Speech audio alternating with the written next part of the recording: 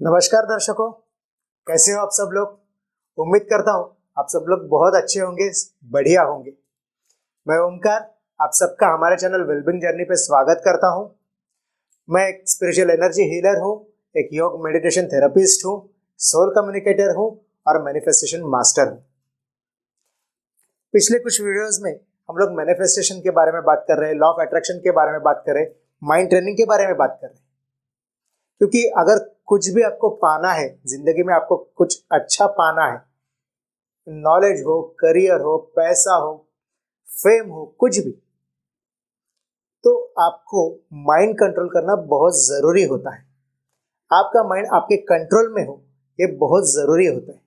और अगर वो नहीं है, अगर बाहर की चीजें आपके ऊपर कुछ असर डालती है, अगर बाहर की चीजें आपको डिस्टर्ब करती है, तो आप बहुत बड़ी अपॉर्चुनिटीज गंवा सकते हैं। आप जो पाना चाहते हो वो कभी नहीं पा सकते। इसीलिए आज मैं एक आपको कहानी सुनाऊंगा। कहानी सुनना तो आपको अच्छा ही लगता है। तो ये कहानी है कैसे एक बाहरी जो डिस्ट्रैक्शन है वो आपको सबसे अच्छी चीज मिलाने से दूर रख सकता है। ये कहानी है एक साधु के बारे में और एक उसके विद्यार्थी के बारे में। ऐसे गांव में एक विद्यार्थी था। विद्यार्थी मतलब एक इंसान था जिसे अध्यात्म में कुछ आगे जाना था। सही मायनों में कहूँ तो अध्यात्म में भी आगे नहीं जाना था उसको कुछ सिद्धियां प्राप्त करनी थी। उसको कुछ ऐसा पाना था कि जिससे वो सुपर ह्यूमन बन जाए।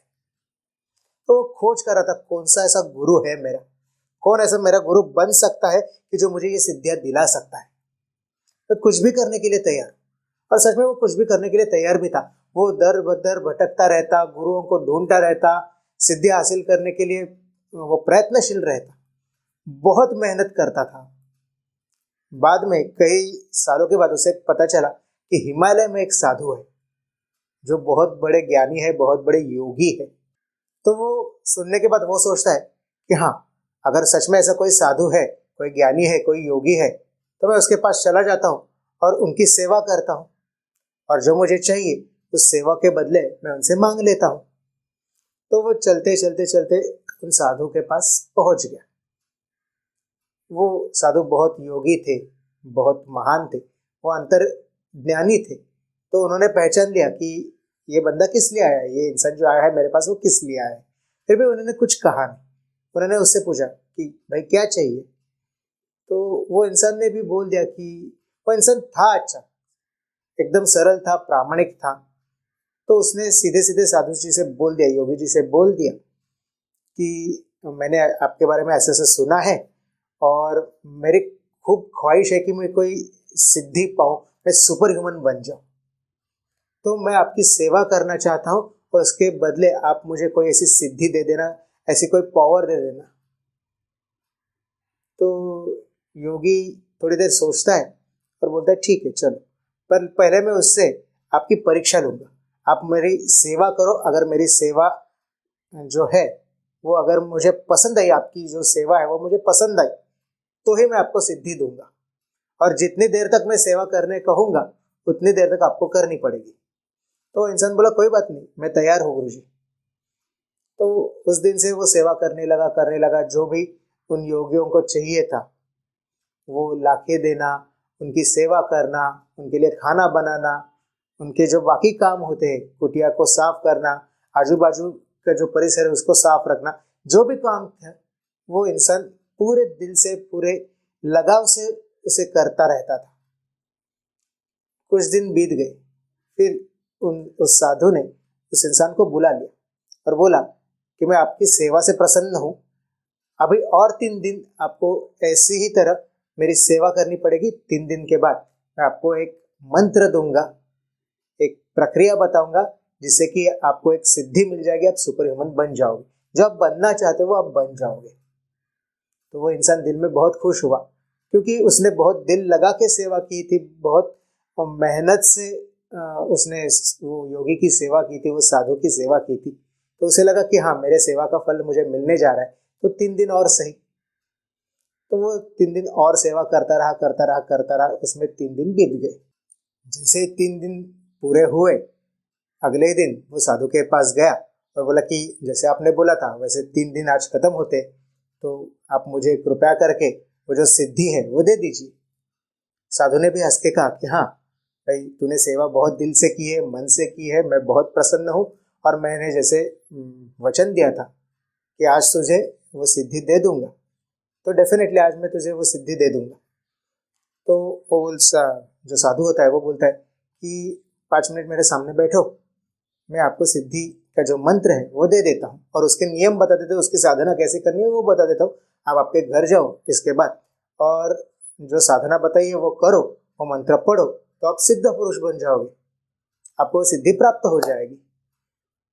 तो वो इंसान बैठ गया सामने, साधु ने कुछ लिखा और उस पर्चे को उस इंसान को दे दिया और बोल दिया कि इसमें मंत्र है, लेकिन ये कहीं पे भी नहीं खोलना है, ये घर जाके ही पढ़ना है। शाम के समय जब अंधेरा होता है, जब सूर्यास्त होता है, तब जाके बैठना है, सामने एक कोई दिया जलाना है और इस मंत्र को 21 बार पढ़ना है। ये मंत्र 21 बार पढ़ने के बाद आप सिद्ध पुरुष बन जाओगे, आपको जो सिद्धि चाहिए वो आपको प्राप्त हो जाएगी। लेकिन इसका एक नियम है, इसकी एक अट है। वो इंसान बोला क्या? साधु बोला कि बाकी तुम कुछ भी करो, कैसे भी करो, जो चाहे मन में आए वैसे करो, लेकिन ये मंत्र पढ़ते वक्त आपके दिमाग में बंदर नहीं आना चाहिए। ये कुछ अजीब सी शर्त थी।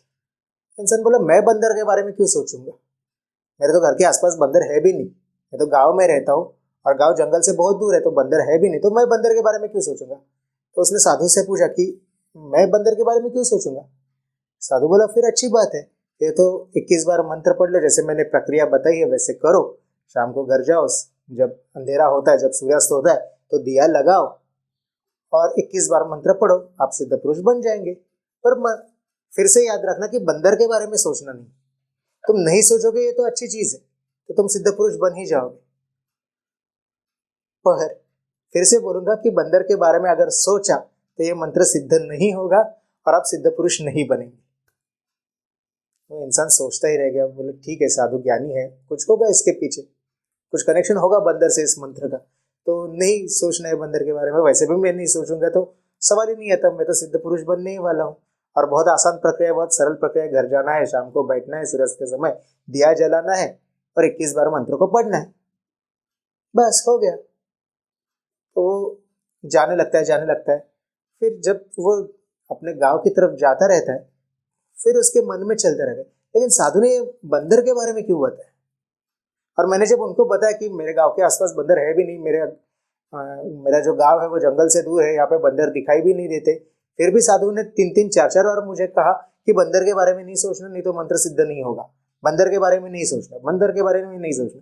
ये साधु बार बार बंदर से क्यों मुझे उलझा रहे थे कि बंदर के बारे में नहीं सोचना, मैं क्यों सोचूंगा बंदर के बारे में, कहाँ है बंदर। ये सोचते सोचते सोचते सोचते सोचते सोचते वो अपने घर चला गया। उसको बाद में उसकी सोच इतनी उस बंदर पे अटक गई कि उसको जो मंत्र बोलना है उसके बारे में सोचना उसने तो छोड़ ही दिया, सिद्धि के बारे में सोचना उसने छोड़ ही दिया। वो तो सिर्फ ये सोच रहा था कि ये बंदर का क्या कनेक्शन है, मुझे बंदर के बारे में क्यों नहीं सोचना है। फिर जैसे शाम हुई, सूरज ढल गया, जैसे मंत्र उच्चारण के लिए उसे बैठना था, तो उसने दिया जला दिया और सोच लिया कि अभी ये पर्ची में खोलूंगा, इसके अंदर जो भी मंत्र है वो मैं बोलूंगा 21 बार और मैं सिद्ध पुरुष बन जाऊंगा। तो जैसे वो बैठ जाता है और पर्ची खोलने लगता है, तब फिर से उसको याद आता है कि हाँ मुझे बंदर के बारे में नहीं सोचना है। और उसको ये भी याद आता है कि ये सोचने से मुझे बंदर के बारे में सोचना नहीं है, ये सोचने के लिए मैं बंदर के बारे में ही सोच रहा हूँ, तब इससे मैं बंदर को कैसे निकालूं। तो फिर वो पर्ची हाथ में रखता है, फिर शांत होने की कोशिश करता है, कुछ ध्यान लगाता है, जो भी वो साधु के साथ रहा था उससे, साधु से जो उसने सीखा था, बाकी चीजें सीखी थी वो करने की कोशिश करता है, ध्यान करने की कोशिश करता है, योगा करने की कोशिश करता है, ब्रीदिंग एक्सरसाइज करने की कोशिश करता है, लेकिन वो चाहे जो भी करे उसके मन में आता बंदर ही था। और अंत में ऐसे हो गया कि वो बंदर बंदर बंदर सोच के इतना पागल हो गया कि उसे हर तरफ बंदर दिखाई देने लगे। छत पे बंदर, खिड़की में बंदर, दिमाग में बंदर, सामने बंदर, वो छोड़ो, उसको उस पर्ची में भी बंदर दिखाई देने लगा तो पागल हो गया वो उसने कहा कि ये सिद्धि विद्धि छोड़ो। वो भाग के फिर साधु महाराज के पास गया और उनको बोला कि वो सिद्धि विद्धि जाने दो, उसको छोड़ दो, मुझे बंदरों से छुटकारा दिला दो।